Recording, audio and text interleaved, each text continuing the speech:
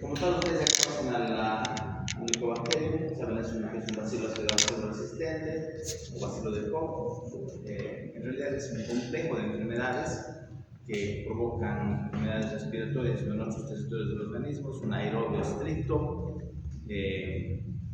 Ustedes dirán cómo puede ser un aerobio estricto y provocar infecciones extrapulmonares. En el pulmón, en la vía respiratoria, se entiende que llega oxígeno a libre demanda, ¿no es cierto? Pero en otros tejidos existe tuberculosis, como vamos a ver más adelante, extrapulmonar, que puede prácticamente abarcar a cualquier tejido, ¿no? Puede afectar al peritoneo, al pericardio, al cerebro, a las meninges. No hay territorio que no pueda llegar, pero gracias a que nuestros glóbulos rojos son transportadores de oxígeno, ellos proveen el oxígeno necesario al bacilo tuberculoso para que este pueda multiplicarse. Como es un bacilo muy resistente y de una multiplicación muy lenta, un metabolismo muy lento, su proceso de supervivencia se ve favorecido en condiciones inhóspitas con aportes mínimos de oxígeno a través de la circulación sanguínea, ¿no es cierto? Y hemos hablado un poquito de que determina condicionantes socioeconómicas importantes porque provoca personas enfermas, personas que son incapaces laboralmente, que provocan una deficiencia económica en sus hogares, porque si el papá o la mamá no están activos laboralmente, ese hogar, ¿cómo encuentra los medios económicos para sustentarse, para cubrir sus necesidades? Y como tal, la enfermedad está relacionada con altos índices de pobreza, ¿no? En una persona que cumple el criterio de ser sintomático respiratorio, a la cual se le practica una baciloscopía, pueden haber diferentes frotis de baciloscopías positivas. Si bien en la baciloscopía no estamos identificando como tal al bacilo de Koch, no sabemos qué cepa de bacilo es, como tal, no sabemos qué tipo de bacilo ácido alcohol resistente es. Como tal, por tener la clínica, a este paciente ya se lo categoriza como tuberculoso, ¿no es cierto? 14 días de tos, antecedentes de pérdida de peso, algunas características típicas que vamos a ver más adelante en cuanto a la evolución de la enfermedad, nos permiten tener una alta sospecha. Obviamente la prueba gold estándar para el diagnóstico es el cultivo. El cultivo, y por los antecedentes de resistencia que enfrentamos hoy por hoy, también se recomienda hacer un angiograma, inevitablemente, ¿no? Para encontrar un esquema terapéutico adecuado que se ajuste a las necesidades de cada paciente.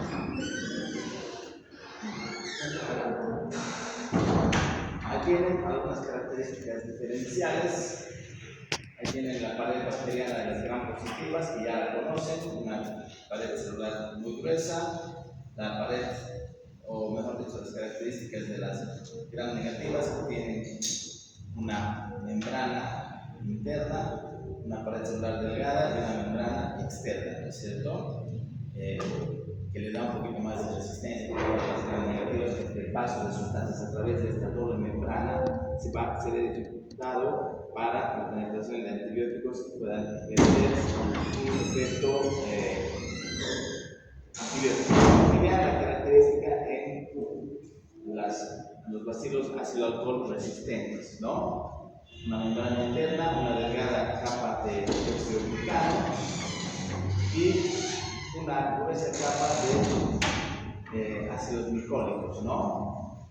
Una característica completamente diferente en su conformación estructural, ya determinada su clasificación dentro de la bacteriología como bacilo ácido alcohol resistente, ¿no es cierto? Bien que es muy diferente por la presencia de ácidos glicólicos, glicólicos, el ácido monofosfato y por las características que pueden ver ustedes ahí, ¿no?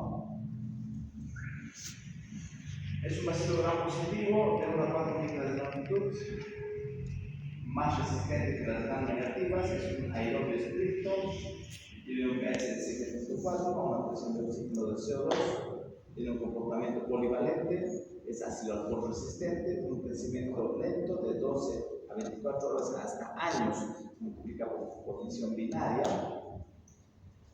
también por 2 segundos por segundo, ¿no?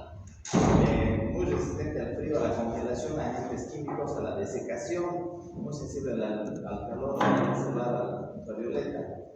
Se inactiva a 60 grados, y tengan en cuenta que una autoclave normalmente funciona a 121 grados, a 1.5 atmósferas, por 10 a 15 minutos, lo cual determina o nos asegura que hemos eliminado. Ya de hecho, nosotros convivimos con el vacío. Nosotros podríamos aquí medir un metro cuadrado del aire que estamos respirando, encontraríamos el vacío, ¿no es cierto? Solamente que nuestras características inmunológicas nos permiten estar expuestos dentro de toda la entidad, pero no padecer, perdón, algo.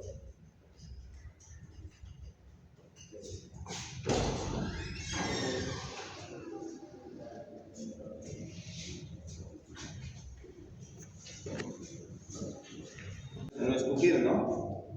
Obviamente eso está muy relacionado a las características de la educación que tipifican a la población boliviana, ¿no? Ves en la calle la gente que no conserva una adecuada educación, sin asco o sin ningún pudor, que tira el escupitajo en la calle, ¿no es cierto? Bueno, pues resulta que en una persona que es bacilífero activo, está eliminando pues bacilos, ¿no? Y luego a través de la desecación y a través del caminar de la gente, el bacilo se eleva por su pequeño tamaño, obviamente, y puede penetrar por la vía respiratoria, ¿no? Entonces, por eso es que se han recurrido a estos medios, no solo es por la higiene básica, ¿no? De que no se puedan ver escupiendo en la calle o en los micros, ¿no? Sino que cuando una persona enferma está eliminando el bacilo, ese bacilo evidentemente se va a quedar en la saliva, pero por el calor se va a secar, pero luego se va a elevar por el movimiento, por el tránsito de las personas, simplemente al caminar dentro de un ambiente cerrado como un micro, y ese bacilo puede penetrar por la vía respiratoria. Entonces, son estas pequeñas medidas que a veces ayudan a tener un poquito más de educación en las personas, ¿no? La transmisión principalmente es por vía aérea, ¿no? Se habla de que en un estornudo se eliminan 1 millón de partículas infectantes, cuando toses se eliminan 150.000 partículas infectantes. Una partícula infectante está constituida por 3 a 5 bacilos, y una caverna de 2 centímetros de diámetro más o menos llegaría a tener 107 a 1000 bacilos, a más de 1000 bacilos, ¿no? Estar infectado significa que el bacilo ha ingresado a nuestro organismo, pero eso no significa estar enfermo, ¿no es cierto? Como les digo, todos nosotros hemos tenido en algún momento lo que se conocía como una infección tuberculosa, porque estamos expuestos inevitablemente en nuestro medio, porque el bacilo vive en Bolivia, ¿no? En Bolivia, en Perú, en algunos países de Latinoamérica, ¿no? Pero solamente cuando las características inmunológicas del paciente así lo permiten, se produce la enfermedad, ¿ya? Y obviamente hay terrenos patológicos, ¿no ves?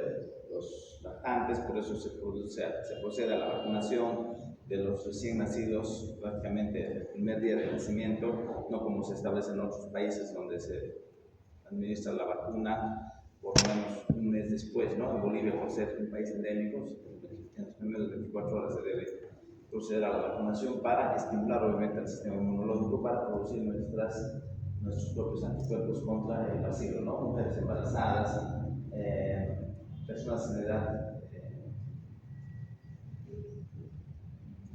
adolescente son fuente frecuente de contagio, porque como un adolescente va sin miedo a cualquier parte, ¿cierto? Se van a, ¿qué se llama? Hangar, YouTube, ¿qué creen que en ese ambiente cerrado no hay millones de bacilos? Claro que hay, ¿no? Y bueno, pero sus características inmunológicas evitan que ustedes sufran como tal enfermedad, de pacientes ancianos, no van a ser blancos de la enfermedad, ¿no? Desde COVID es un seguimiento de ustedes a las personas que conviven o han tenido contacto cercano con un, ¿no?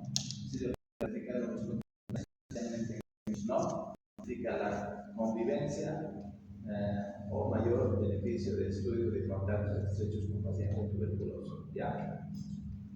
Entonces, cuando una persona es diagnosticada, a todas las personas con las que está a su alrededor conviviendo, ver si hay características de hacinamiento, se les debe hacer el test de Koch, ¿no? Que es una prueba para encontrar también en ellos el bacilo. Es otra baciloscopía, pero con una sospecha por el contacto con una persona enferma. Ya diagnosticada, ¿no?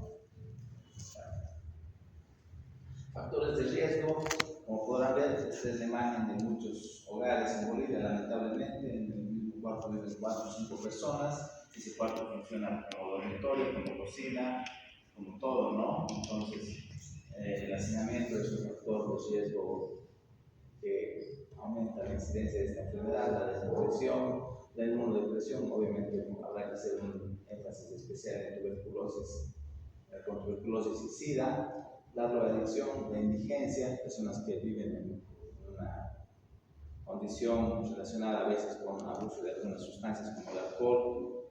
Yo como vivo por allá, por esta zona que va hacia Aranjuez, por esa zona siempre caminan borrachitos. ¿Alguna vez han visto? Y de vez en cuando veo a la ambulancia que está recogiendo, ¿no? Seguramente uno fallecido, ¿no? Pero bueno, buenos días, es una situación penosa, ¿no? Hay mucha negligencia, ¿no? Tipos de tuberculosis pulmonar y extrapulmonar, ¿no es cierto? Como os he dicho, el libro de Goodman hace referencia al complejo de tuberculosis. Son varias cepas, varios subtipos, ¿no? Pero todos provocan la misma enfermedad, tienen casi ninguna diferencia, pero son diferentes cepas de bacilos. No tenemos medios para diferenciar en Bolivia, son cultivos en líneas celulares muy específicos que determinan qué tipos de bacilos son. Son varios los que provocan el complejo de Mycobacterium avium y todo esto, ¿no? Pero al final de cuentas todos producen tuberculosis, ¿no? Como les decía, complicaciones extrapulmonares, ganglionar, ósea, a nivel de la piel, renal, ósea, en el peritoneo, en el estómago, corazón, cerebro, meninges, ¿no? Sintomáticos respiratorios, que han tenido tos por más de 15 días, pérdida de peso, sudoración nocturna, decaimiento, fiebre. La fase tísica o belleza tísica, ¿no? Es una característica por la pérdida de peso, los pómulos se vuelven un poco más sobresalientes, ¿no? Y cuando hablamos de tuberculosis extrapulmonar, ha de depender del órgano que se afecte. Si es meningia o meningia como tal, los síntomas van a tener una identificación de origen neurológico, ¿no? Alteraciones de la conciencia, convulsiones, puede ser. Si son pericárdicas, va a tener taponamiento cardíaco, signos de insuficiencia cardíaca. Entonces, depende del órgano, ¿no? Eso es medio obvio, ¿no? Hablando de la belleza física, a los amantes de la lectura, siempre les hago una referencia a un libro de... no olvidar el autor, Albert Camus, creo, que se llama La Dama de las Camelias, ¿no? Es un hombre que está enamorado de una mujer, típicamente se relatan muchas historias, pero el hombre describe la belleza que encuentra en esta mujer, en su fisionomía, ¿no? Pero lo que está describiendo es la fase estísica de la persona tuberculosa, ¿no? Por el aumento del vello facial, la marca que queda en la estructura ósea, en los rasgos faciales, porque la mujer que estaba describiendo era una mujer tuberculosa, como se describe más adelante en la misma obra, ¿no? El diagnóstico como tal, como les decía, el cultivo es el gold estándar para determinar para identificar al bacilo. La baciloscopía es el método más sencillo, más rápido para tener una confirmación de la sospecha. Hay muchas causas que pueden provocar tos por más de 14 días.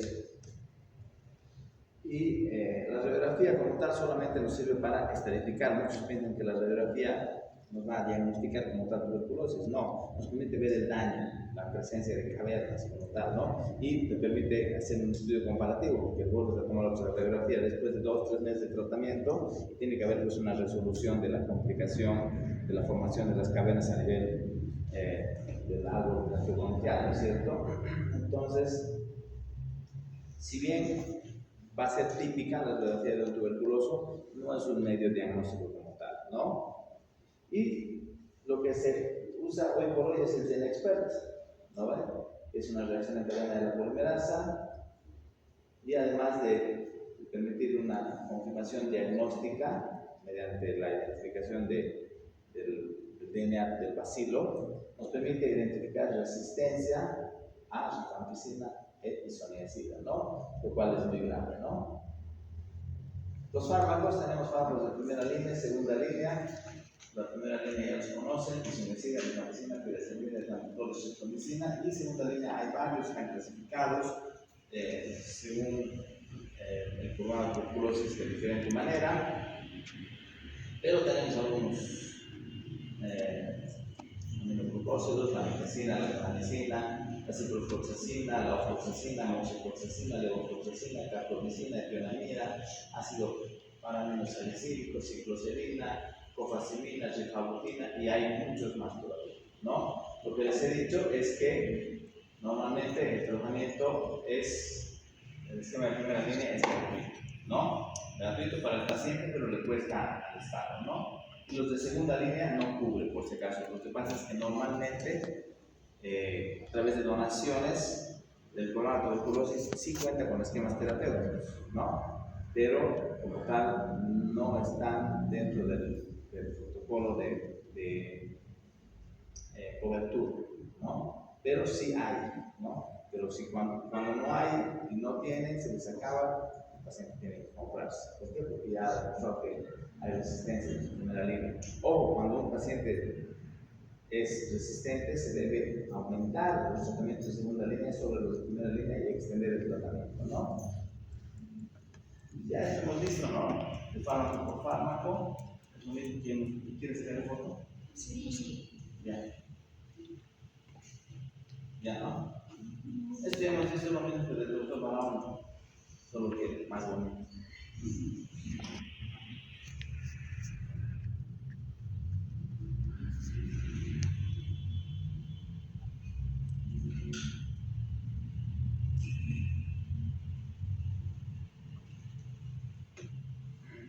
Importante mencionar las poblaciones bacilares, ¿no?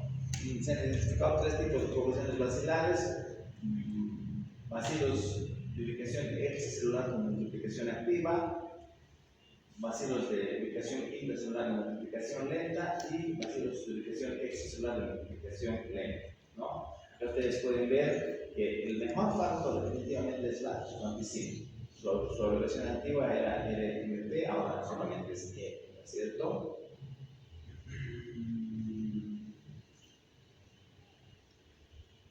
Tal vez la pyridoxina tenga alguna acción en los tres tipos de poblaciones bacilares. La isoniazida no actúa sobre los bacilos de ubicación extracelular de multiplicación lenta.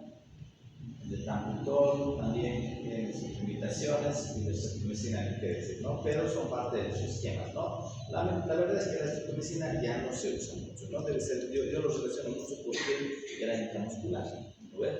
Y pinchar al paciente 2 o 3 veces a la semana realmente lo debe agotar y provocaba la fuga de pacientes, ¿no? Acá ustedes pueden ver otro dato importante, que es el índice de sobrepaso, que lo han notado por acá, ¿no? Es una relación que se produce entre la concentración inhibitoria mínima y la concentración del fármaco y la concentración plasmática. ¿Qué es la concentración inhibitoria mínima? Ya hemos estudiado ese término cuando estamos viendo generalidades. Es la dosis mínima con la cual nosotros logramos un efecto, ¿no es cierto? Pero la concentración plasmática es lo que encontramos, ¿no es cierto? Le doy una dosis y encuentro que de los 500 miligramos de ciprofloxacina que le he dado, en sangre están circulando 400, esa es la concentración plasmática. Y de repente la concentración inhibitoria mínima era suficiente 300, ¿no? Entonces me he pasado con 100, ¿no ves? Pero estoy dentro de una dosis adecuada porque no ha llegado a una dosis mínima tóxica, ¿no es cierto? La dosis mínima efectiva es lo mínimo que voy a lograr llegar al sistema sanguíneo para producir el efecto sin producir efectos tóxicos, ¿no es cierto? Entonces tengo un margen de dosis mínima efectiva y dosis mínima tóxica, ¿no es cierto? A partir de la cual empiezan a aparecer efectos adversos de gravedad según la droga, ¿no es cierto? Entonces ahí estoy en ese parámetro, ¿no? Entonces el índice de sobrepaso hace referencia a con cuánto supera la concentración plasmática a la concentración inhibitoria mínima, ¿no? Y vean que se supera con mucho. Y esto tiene lógica porque el bacilo, como hemos visto en sus características morfológicas, es muy resistente por su estructura en su pared. Entonces, se necesita 50 veces la concentración, superar en 50 veces la concentración mínima inhibitoria para lograr un buen efecto tuberculostático, tuberculosídico, ¿no es cierto?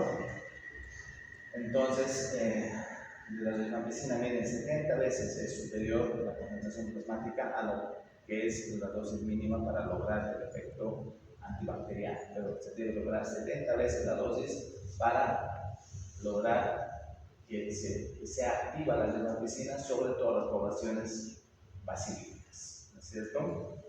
Toxicidad, concentración igual es lo mismo. Lo mismo, no olviden que la isoniazida provoca alteraciones en el sistema nervioso central y requiere la administración de vitamina B6 concomitante. Rifampicina, piracilamida, etanotol. Y las características del tratamiento, ¿no? El tratamiento como tal es tetraasociado, prolongado, supervisado, controlado en una sola toma. Tenemos el esquema 1, 2 meses de rifampicina, isoniazida, piracilamida, etanotol y 4 meses de isoniazida, rifampicina por vía oral, ¿cierto? La primera fase, estos 2 meses son 60 dosis y la segunda fase, estos 4 meses son 120 dosis de administración diaria. Esquema de tratamiento, en caso de fracaso terapéutico, recaída de resistencia, probada a través de pruebas de cultivo con antiviral, ¿no? 3 fases, ¿no? La primera fase, 2 meses de rifampicina, isoniazida, piracilamida, etanotol, streptomicina, es decir, 60 dosis diarias. La segunda fase, 1 mes de rifampicina, isoniazida, piracilamida, etanotol. La tercera fase, 5 meses de rifampicina, isoniazida, etanotol, ¿no es cierto? Lamentablemente este esquema de tratamiento, creo, no estoy tan seguro, lo han retirado del programa tuberculosis. Yo lo sigo enseñando porque lo sigo en los libros, además del programa tuberculosis de Bolivia, ¿no? Creo que lo han retirado. Pero hay un protocolo de manejo de tuberculosis que está en internet, de cual yo he sacado algunas cosas, que está como para niños. Está muy bien descrito en la página del Ministerio, en el programa Tuberculosis, en el Ministerio de Salud. Programa Tuberculosis, ahí van a encontrar el PDF de cuál es el protocolo de tratamiento, ¿no? Está muy bonito, está muy bien descrito. El que ha elaborado eso es un capo para redactar, ¿no? Muy bien, muy entendible está, ¿no? Esquemas pediátricos, 2 meses de rifampicina, isoniazida, piracilamida y 4 meses de isoniazida, rifampicina, ¿no? Las dosis kilopeso, ahí tienen isoniazida 15 miligramos kilopeso, isoniazida 5 a 10, isoniazida 15, piracilamida 20 a 35, etanotol inicialmente. Algunas terminologías según la evolución del tratamiento, casos nuevos o casos identificados, recaída, es cuando un paciente ha sido declarado curado y luego vuelve a dar una vaciloscopía positiva, ¿no? El fracaso terapéutico, cuando después del 5.º mes sigue dando vaciloscopía positiva.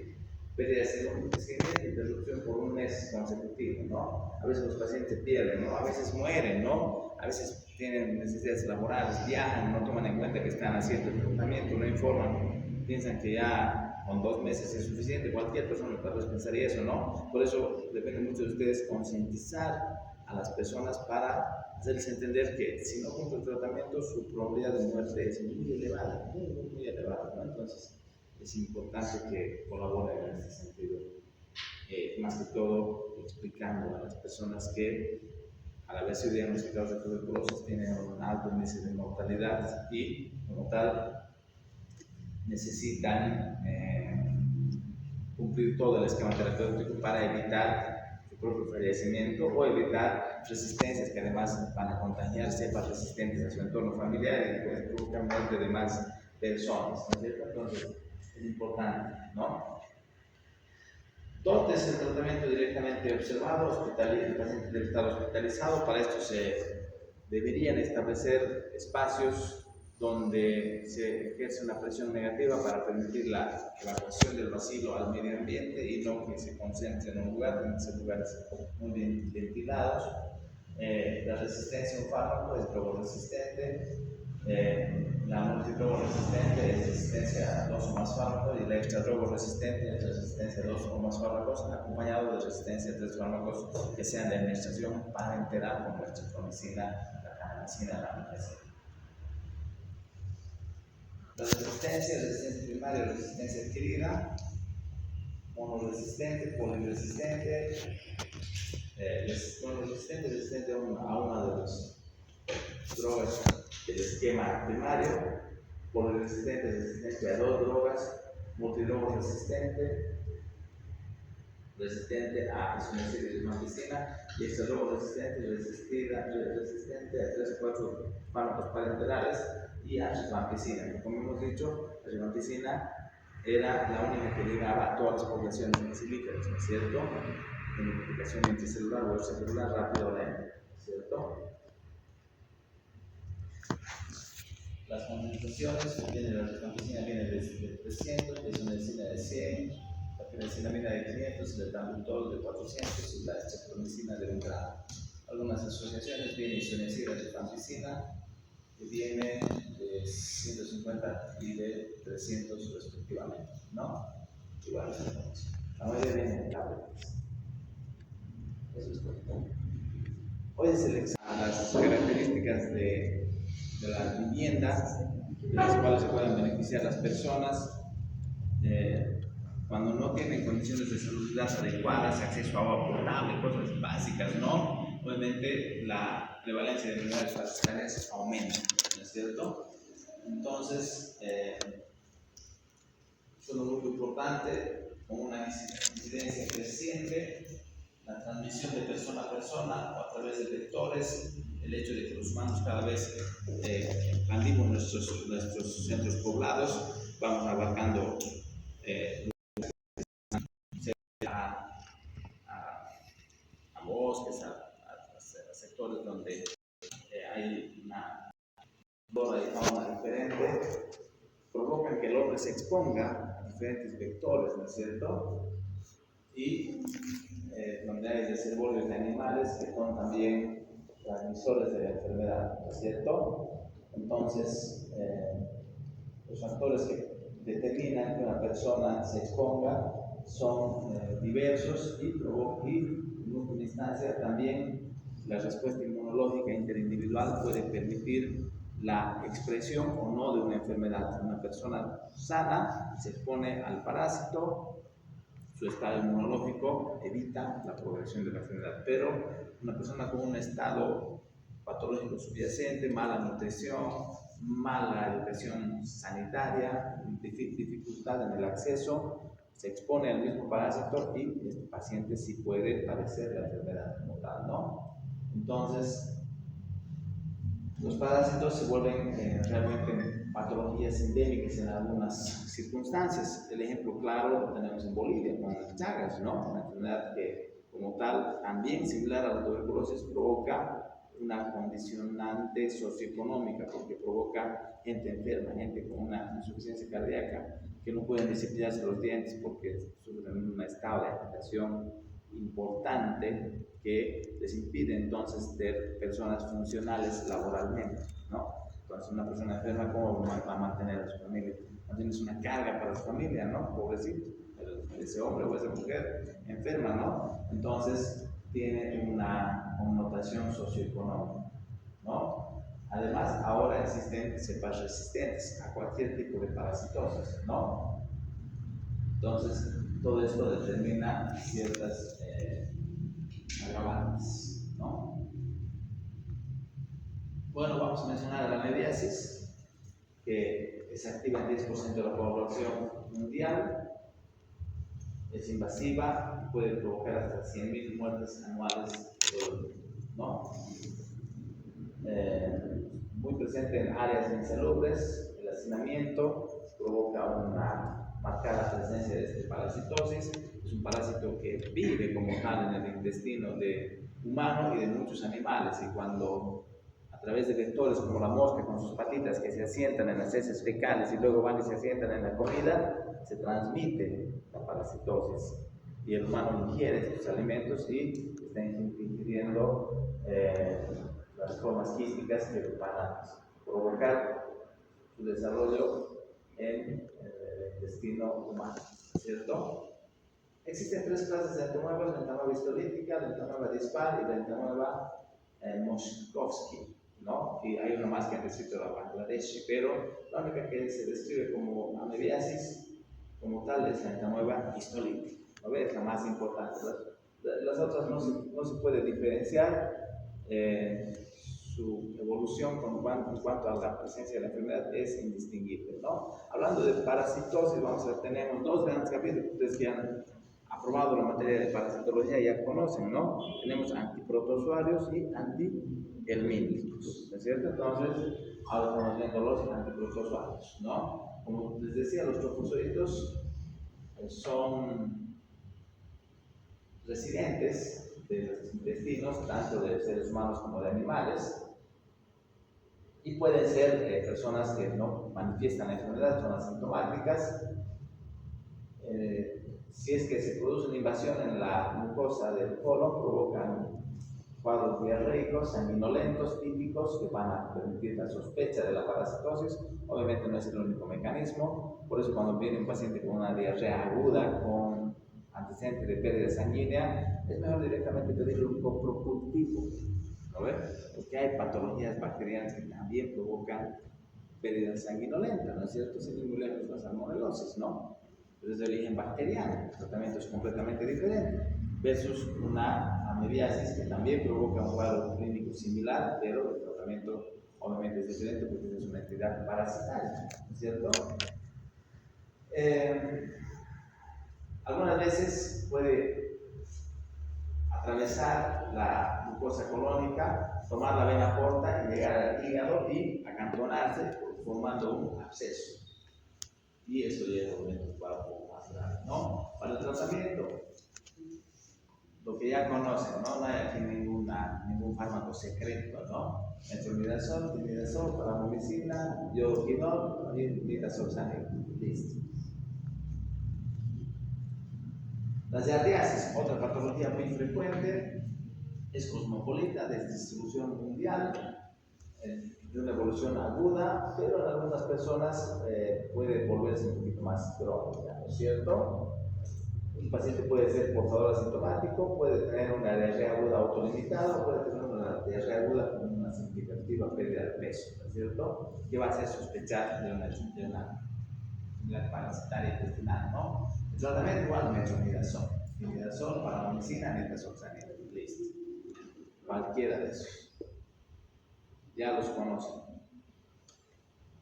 A ver. La tricomoniasis también, otra parasitosis protozoaria que provoca cuadros de vaginitis en las mujeres, provocada por este parásito de la Trichomonas vaginalis. Para su control, su tratamiento, el metronidazol, ¿no ves? Alternativa, el timidazol, que es muy bueno por si acaso, ¿no? Pero el metronidazol es más barato. La toxoplasmosis, ¿ya? Causada por Toxoplasma gondii. Los felinos, en cualquier forma, son los huéspedes naturales, desde gatos hasta leones, ahí viven. Incluso he leído el otro día un reportaje que decía que Toxoplasma gondii afecta el sistema nervioso central de algunos animales. Han puesto como ejemplo una hiena, ¿no? Que bloquea su reacción de protección. Entonces, normalmente una hiena no se acerca tanto a los leones. Ustedes saben que en la selva, en la sabana africana, hay una lucha territorial. Entonces, las hienas, como un mecanismo evolutivo, han aprendido a no acercarse demasiado, ¿cierto? Pero una hiena infectada con toxoplasmosis pierde estas barreras de autoprotección y se expone demasiado. Y obviamente es víctima de la...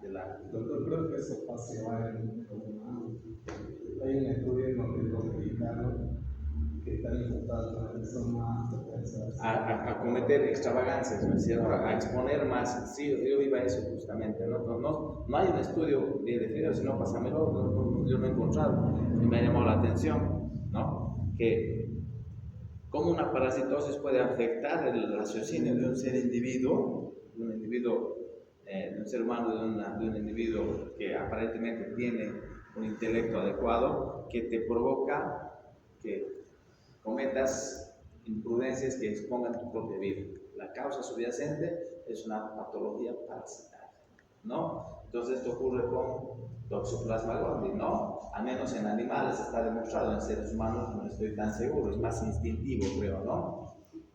Pensamos que nosotros no somos tan afectados, pero puede ser que sí, ¿no? La infección se produce por ingestión de carne mal cocida con quistes, verduras, con ovoquistes infecciosos, contacto oral a través de exposición con heces de gatos, donde se eliminan los ovoquistes, infección fetal transplacentaria, control por usos de madre con infección aguda. Normalmente puede ser autolimitada, pero en pacientes inmunocomprometidos puede provocar encefalitis toxoplásica. Tratamiento, pues anticolágeno, pirimetamina combinada con la sulfadiazina, el ácido fonílico, la pirimetamina con clindamicina también ha demostrado buenos resultados, ¿no? La espiramicina se utiliza para evitar la transmisión fetal a través de la contaminación placentaria, ¿no? La criptoporidiasis, ¿no? Son los protozoos coccidianos, el criptoporidio de los parvus hominis, se contagian por contacto directo de persona a persona por consumo de agua contaminada.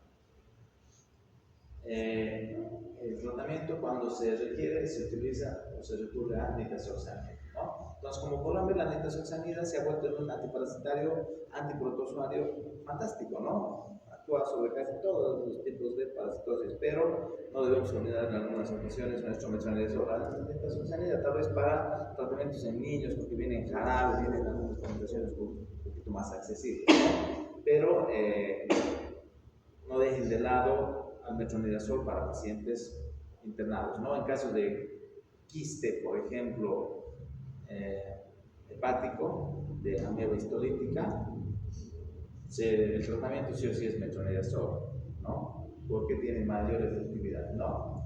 Para la tripanosomiasis, que también, como hemos dicho, es una patología con graves connotaciones socioeconómicas en nuestro país, el tratamiento como tal se ha enfocado mucho en la eliminación del vector en Bolivia, ¿no?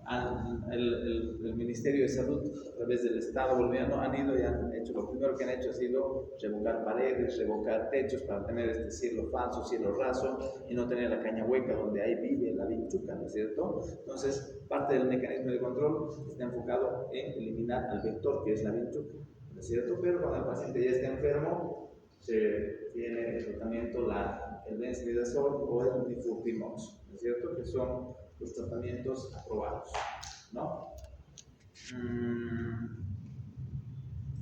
Las Chagas, no necesito decirles, ustedes ya saben, afecta a plexos nerviosos específicos en el corazón, el sistema de conducción, y en el intestino, los plexos mientéricos de Meissner y su mucoso de Auer. A ver. Y listo. Esto es antiprotozoarios. Y la próxima clase ya